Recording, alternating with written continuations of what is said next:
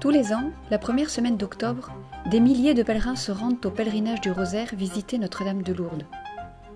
Âgés, jeunes, personnes malades ou handicapées, religieux ou non, qu'est-ce qui pousse ces pèlerins à répondre si fidèlement à l'appel de la Dame? Moi, je suis venue pour remercier le bon Dieu de tous les bienfaits qu'il m'a fait parce que je reviens de très loin. Ici à Lourdes, je sens un apaisement.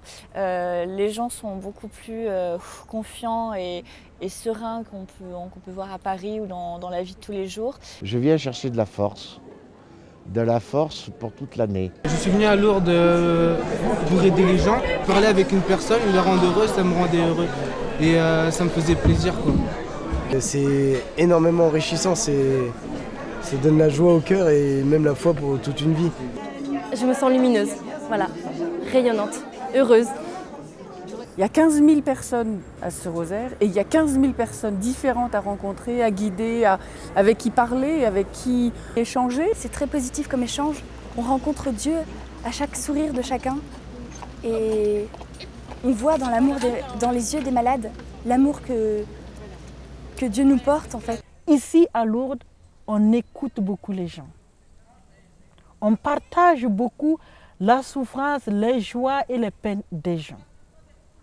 Et ça, pour moi, c'est le nom qu'on peut donner à ce lieu.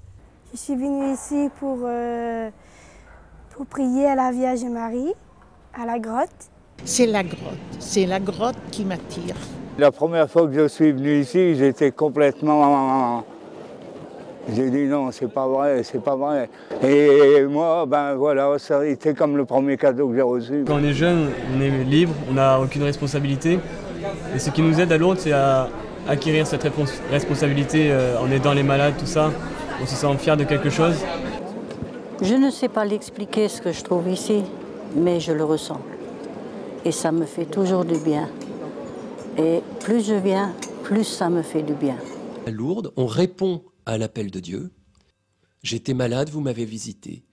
J'avais soif, vous m'avez donné à boire.